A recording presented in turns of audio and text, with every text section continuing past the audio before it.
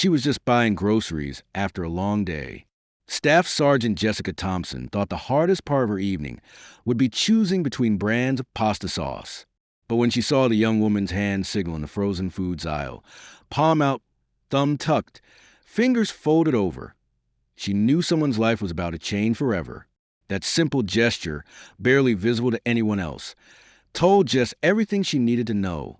This beautiful girl wasn't shopping. She was trapped.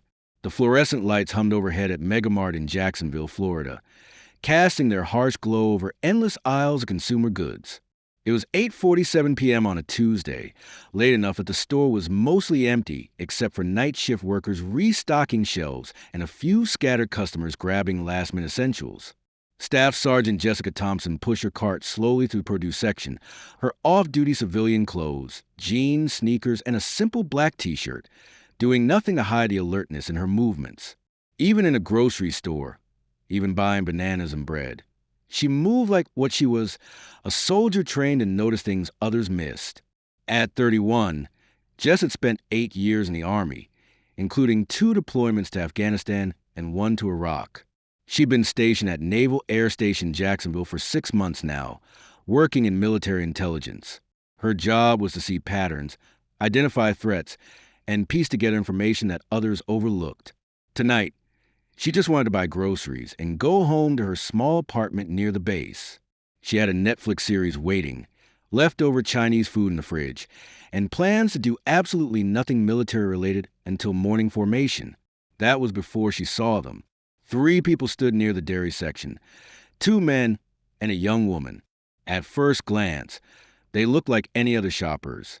The men appeared to be in their 30s, both wearing casual clothes, polo shirts, khakis, the kind of generic outfit that blended into any crowd. The woman looked maybe 19 or 20, with long dark hair and delicate features. She was beautiful in a way that turned heads, even under the unflattering store lighting. But something felt wrong. Jess had learned to trust that feeling. In combat zones, that instinct had kept her alive more than once. Now, standing between the organic vegetables and the bakery section, she felt again the subtle wrongness that made her slow her pace and pay closer attention. The first thing she noticed was the positioning. The 2 men weren't shopping with the woman. They were controlling her movement. One stood slightly behind her left shoulder, the other to her right. Classic escort formation, designed to look casual while maintaining complete control over someone's movement. The second thing she noticed was the woman's behavior. Her posture was wrong, too rigid, too careful. She kept her eyes down, never making eye contact with other shoppers. When one of the men spoke to her, she nodded quickly, almost fearfully. But it was the third thing that made Jess's blood run cold: the woman's hand. As they moved toward the frozen food section, the young woman raised her hand as if adjusting her hair. But instead of touching her head, she held her palm out, facing away from her companions. Then, with deliberate precision, she tucked her thumb into her palm and folded her fingers over it. The signal lasted maybe 2 seconds. To anyone else, it would have looked like nothing, maybe stretching her hand, maybe fixing her hair, but Jess recognized immediately. It was a signal for help, a hand gesture created specifically for people who couldn't verbally ask for assistance. Victims of domestic violence, human trafficking, or kidnapping could use it to silently communicate their distress to others. The signal had been developed during the COVID-19 pandemic and had spread through social media as a way for people to seek help during video calls or in public when they couldn't speak freely. Palm out, thumb tucked, fingers folded over. "Help me." Jess felt her training kick in. Her heart rate steadied, her breathing became controlled, and her mind shifted into tactical mode. She found dozens of IEDs in Afghanistan by learning to spot things that didn't belong. This was the same skill set, just applied to a grocery store in Florida. She began following them at a distance, using her cart as cover and the store's layout to maintain visual contact without being obvious. The 2 men continued their escort pattern, never letting the woman get more than arm's length away. They weren't shopping. They were moving to the store with purpose, but not toward any particular items. That was when Jess realized what was happening. They weren't here to buy groceries. They were here to establish an alibi, to create the appearance of normal behavior while maintaining control over their victim. Classic human trafficking protocol. Keep the victim moving, maintain the illusion of normalcy, never stay in one place long enough for anyone to ask questions. As they moved toward the back of the store, Jess got close enough to hear fragments of conversation. The man to the woman's left spoke in low, harsh tones. Keep smiling. Act normal. You know what happens if you cause problems.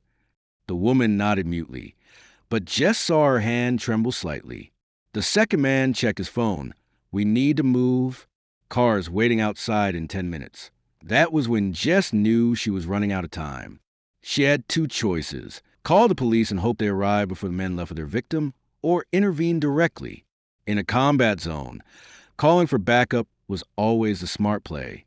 But this wasn't a combat zone, and by the time law enforcement arrived, the woman would be gone. Jess made her decision. She abandoned her cart near the pharmacy section and began moving with purpose. 8 years of military training had taught her how to approach a situation tactically, how to assess threats, and how to act decisively when lives were at stake. First, she needed to separate the men from their victim.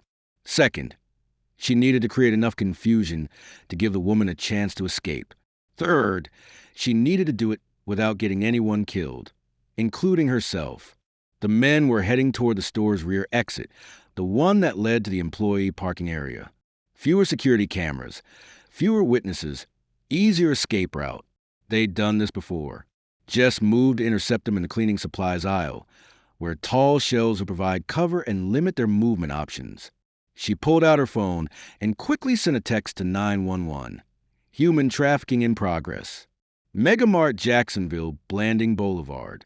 2 male suspects, 1 female victim, heading to rear exit. Send units now.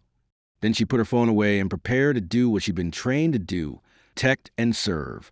As the trio entered the cleaning supplies aisle, Jess was waiting for them.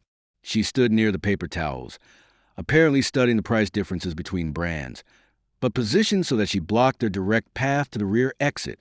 "Excuse me," she said cheerfully to the woman. "I love your hair. Where you get it done?" It was a simple, innocent question, the kind of small talk that happened in stores every day. But it accomplished several things. It forced the group to stop moving. It created a reason for the woman to look at her directly, and it gave Jess a chance to assess the situation more closely.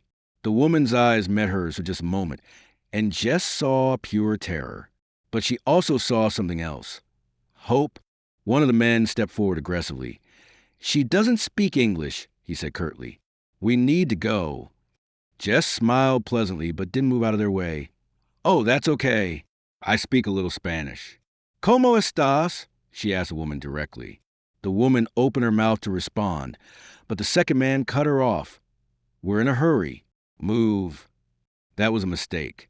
The man's tone was too harsh, too controlling for a normal shopping trip. Anyone within earshot would notice. More importantly, it confirmed everything Jess suspected about the situation.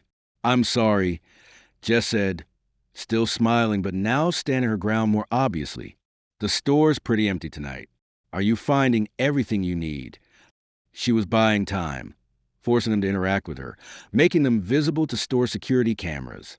Every second they stayed in public was another chance for help to arrive or for the woman to escape. The first man stepped closer, invading Jess's personal space in an attempt to intimidate her. "Lady, we said we're in a hurry. Mind your own business." Jess had been threatened by men with actual weapons in actual war zones. A human trafficker in a grocery store didn't even register on her threat assessment scale. "Of course," she said pleasantly, "but I just wanted to make sure your friend was okay." She looks upset. She directed this comment to the woman, who immediately looked at her again. This time, the woman repeated the hand signal, palm out, thumb tucked, fingers folded over. "Help me, please." That was all Jess needed to see. "You know what?" she said, her voice still conversational, but now carrying a different edge. "I think we should call store security, just to make sure everyone's safe." The second man reached inside his jacket. Jess's training kicked in automatically. She recognized the motion of someone reaching for a concealed weapon. In one fluid movement, She stepped forward and grabbed his wrist with her left hand while driving her right elbow into his solar plexus. The man doubled over, gasping for air. Jess maintained control of his wrist and used his momentum to spin him around, slamming him face first into the shelf of laundry detergent. Bottles crashed to the floor as she twisted his arm behind his back in a control hold she'd learned in close quarters combat training. The first man lunged toward her, but Jess was ready, still controlling his partner with one hand. She pivoted and drove her knee into the attacker's midsection. As he bent forward from the impact, she brought her free elbow down between his shoulder blades, dropping him to the floor. The entire confrontation lasted maybe 8 seconds. "Run," Jess shouted to the woman. "Front exit. Find the security guard." The woman didn't hesitate. She bolted toward the front of the store, her heels clicking rapidly on the linoleum floor as she ran for safety. Jess found herself holding 2 men who were clearly experienced in violence but had underestimated their opponent. The one she'd slammed into the shelf was trying to straighten up, blood running from his nose where it had connected with a bottle of Tide. The other was on his hands and knees, still struggling to breathe normally. "Stay down," Jess ordered, using the command voice she perfected in the Army. "Security is coming, and so are the police." The man with the bloody nose looked up at her with confusion and rage. "What the hell are you?" "I'm someone who pays attention," Jess replied, "and someone who doesn't like bullies." She could hear commotion from the front of the store, raised voices, running footsteps, the crackle of radio communication. The woman had found help. Within minutes, the store was filled with police officers, paramedics, and FBI agents. Jess learned later that the woman, whose name was Maria Santos, had been trafficked from Honduras 6 months earlier. She'd been held in a house with 11 other victims, forced to work in illegal massage parlors, and moved frequently to avoid detection. The 2 men, Robert Chun and Marcus Williams, were part of a trafficking ring that operated along the I-95 corridor from Miami to New York. They'd been transporting Maria to a new location when they'd stopped for supplies, thinking a quick grocery run would be safe and unremarkable. They hadn't counted on running into someone trained to notice what others missed. "How did you know?" Detective Sarah Rodriguez asked Jess as they sat in the store security office 3 hours later, finishing the initial interviews. Jess thought about all the training that had led to this moment. The pattern recognition courses, the cultural awareness seminars, the combat experience that had taught her to trust her instincts. She asked for help. Jess said simply, "I just happen to understand the language." Detective Rodriguez nodded thoughtfully. "The hand signal.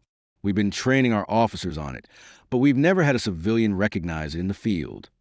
"I'm not exactly a civilian," Jess pointed out. "No," the detective agreed. "You're definitely not." 6 months later, Jess received a letter at the base. It was written in careful English on simple notebook paper. "Dear Sergeant Thompson, my name is Maria Santos. I don't know if you remember me from the store that night, but I will never forget you. Because of what you did, I am safe now. I am learning English and living with a family who helps people like me. I am going to school to become a nurse, so I can help other people the way you helped me. I want you to know that when I made that signal with my hand, I did not think anyone would see it.